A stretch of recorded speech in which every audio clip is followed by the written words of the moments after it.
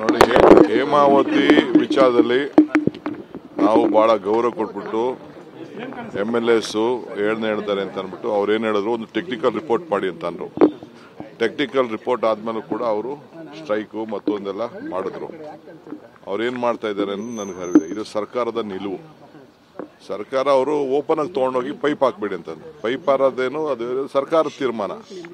ಅವರು ಎಷ್ಟು ಖರ್ಚು ಮಾಡ್ತೀವಿ ಏನು ಮಾಡ್ತೀವಿ ಅಂತ ಅವ್ರು ಬೇಕಾದ್ರೆ ಬೇರೆ ಫಾರ್ಮಲ್ ಇದೆ, ಖರ್ಚು ಮಾಡಲಿ.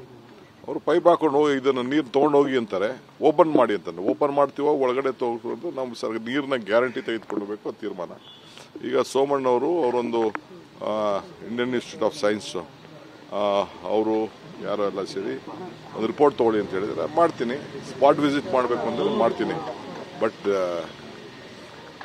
ನನಗೆ ತುಮಕೂರು, ಇಡೀ ತುಮಕೂರು, ನನಗೆ ಇದು ಒಂದೇ ಅಲ್ಲ, ಕುಣಿಗಲ್ ಒಂದೇ ಅಲ್ಲ, ಇಡೀ ತುಮಕೂರಿಗೆ ನೀರು ಒದಗಿಸ್ಕೊಡ್ಬೇಕು. ಅದಕ್ಕೆ ನಾನು ಈಗಾಗಲೇ ಯೋಜನೆಗಳನ್ನು ಸಿದ್ಧತೆ ಮಾಡ್ತಾ ಇದ್ದೀನಿ. ಅದನ್ನು ಯಾವ ರೀತಿ ಎಕ್ಸೆಸ್ ನೀರು ಹೋಗಬಾರ್ದು, ಏನೂ ಆಗಬಾರ್ದು, ಎಲ್ಲರಿಗೂ ನ್ಯಾಯಬದ್ಧವಾಗಿ ನೀರು ಜಾಸ್ತಿ ಇದ್ದಾಗ ನೀರು ಜಾಸ್ತಿ ಹೋಗಬೇಕು, ನೀರು ಕಡಿಮೆ ಇದ್ದಾಗ ನೀರು ಕಡಿಮೆ ಹೋಗಬೇಕು. ಆ ಪ್ರಕಾರ ಮಾಡ್ತೀನಿ.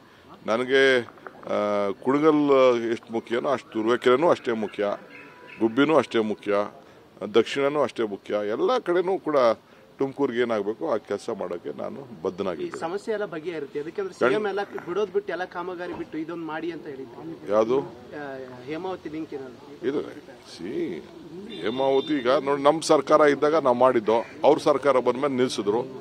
ನಮ್ದು ಮೆಡಿಕಲ್ ಕಾಲೇಜ್ನ ನಿಲ್ಸಿದ್ರು, ಬೇರೆ ಬೇರೆ ಎಲ್ಲ ಚೇಂಜ್ ಮಾಡಿದ್ರು. Government is the wish of the government. ನಾನು ಅವ್ರದ್ದೇನು ಏನು ಮಾಡೋಕ್ಕಾಗ್ತದೆ.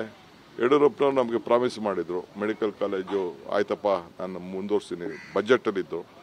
ಈಗ ಅವರು ಮಾಡಲೇ ಇಲ್ಲ, ಎತ್ಕೊಂಡೋಗಿ ಚಿಕ್ಕಬಳ್ಳಾಪುರ್ಗೆ ಹಾಕಿದ್ರು. ಹಂಗೆ ಹಿಂದೆ ಕುಮಾರಸ್ವಾಮಿ ಗೌರ್ಮೆಂಟಲ್ಲಿ ಕ್ಯಾನಲ್ ಆಗಿತ್ತು, ನಾನು ಮಿನಿಸ್ಟರ್ ಇದ್ದಾಗೆ ಆಗಿತ್ತು, ಅದು ನಿಲ್ಲಿಸಿದ್ರು. ಈಗ 600ರಿಂದ 900 ಕೋಟಿ ರೂಪಾಯಿ, 1000 ಕೋಟಿ ರೂಪಾಯಿ ಆಗಿದೆ. ಅದಕ್ಕೆ ಯಾರು ಜವಾಬ್ದಾರಿ? ಕೃಷ್ಣಪ್ಪನವರು, ಸುರೇಶ್ ಗೌಡರು ಜವಾಬ್ದಾರಿ ತೊಗೊಳಕ್ಕಾಗ್ತದ?